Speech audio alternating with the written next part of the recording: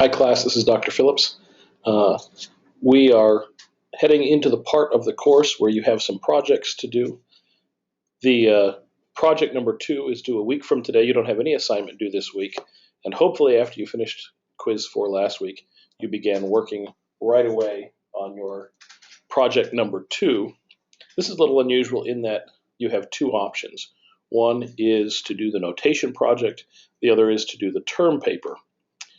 Now, I know that nobody likes term papers, but the notation project is also a challenging project. These projects are probably the most challenging. Well, the notation is probably the most challenging project in the course. If you are a music major, then you are required to do the notation project. If you are not a music major, you may pick the term project or the notation project.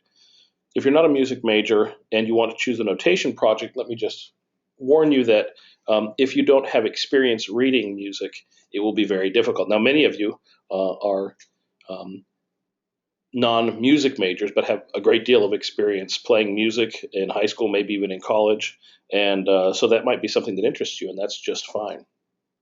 I'm going to review these two projects, these two options quickly. I guess I'll start with the term paper first. It's easy to understand.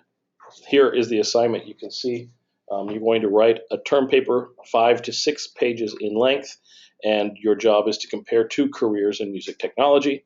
In chapters 5 through 11 of Beyond Sound, you'll find different careers, and so the objective here is to write a 5 to 6 page paper comparing two different careers. It can be a live sound engineer at a club compared to a teacher who teaches music technology, or it can be a person who works in music technology manufacturing compared to a person who works in a recording studio.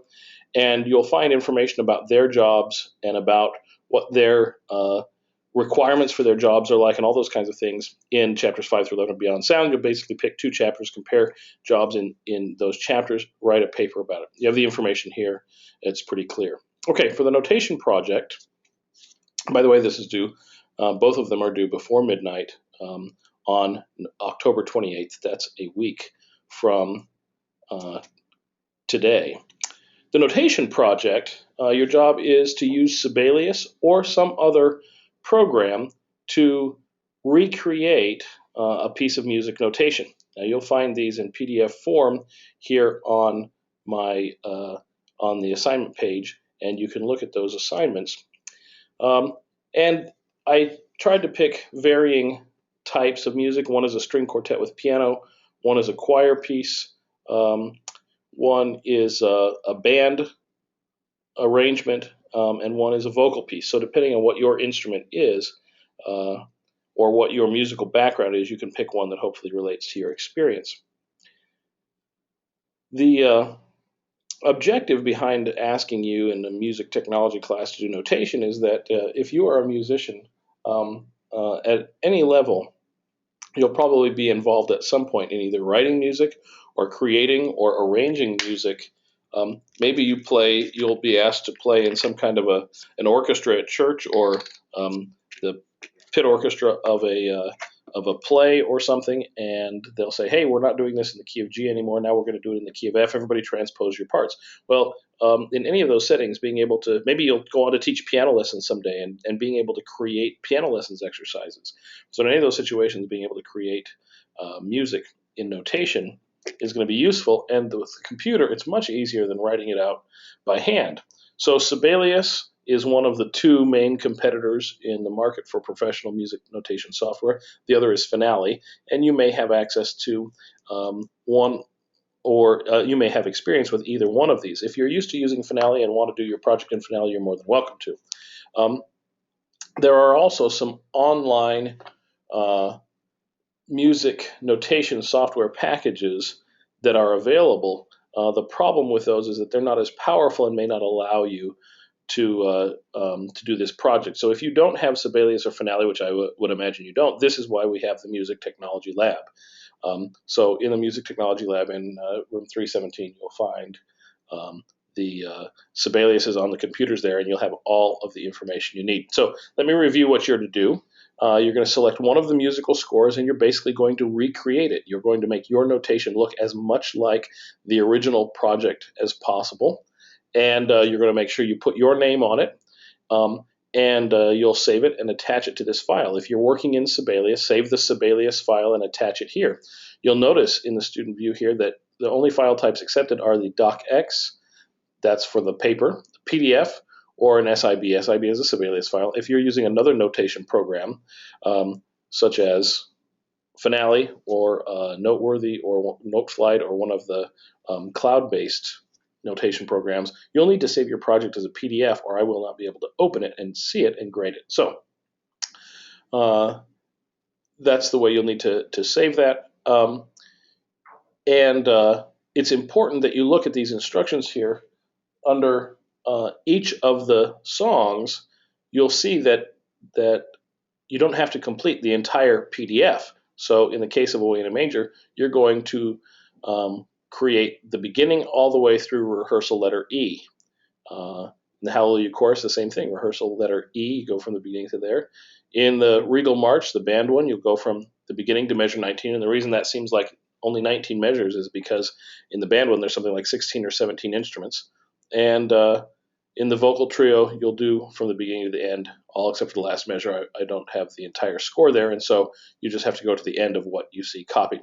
When you click on these PDFs, you will see them open. It'll download, and let me shrink this down a little so you can see the whole thing.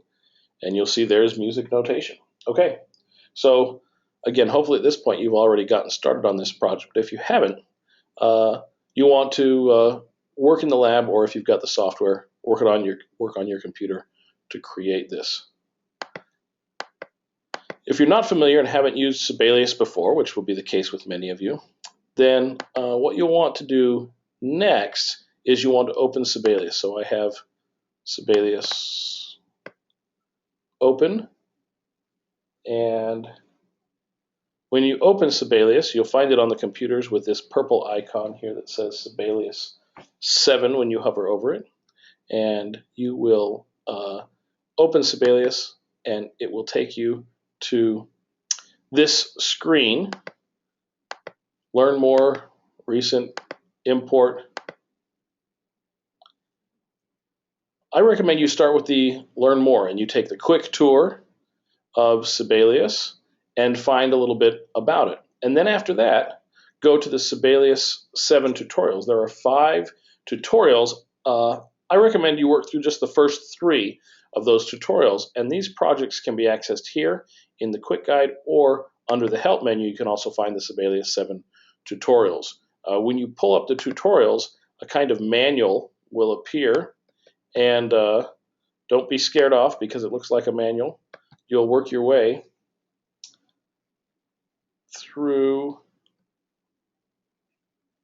Let me maximize this here. You'll work your way through the projects here. You'll notice project 1, 2, 3, 4, 5. You can navigate here.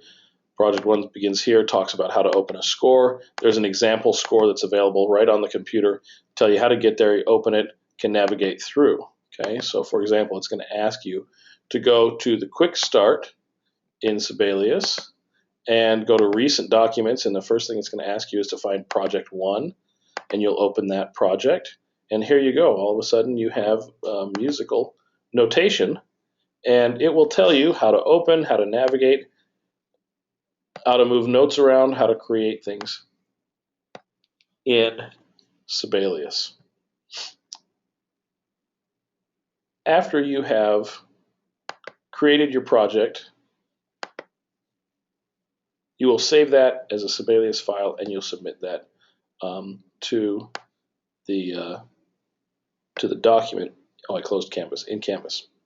Okay, if you have questions about Sibelius, there's the resource guide. You can always go online to YouTube and see if somebody knows how to answer your specific question, or you can contact me for help. There are several things having to do with layout and things that you might have questions about. So feel free to email me if you have questions.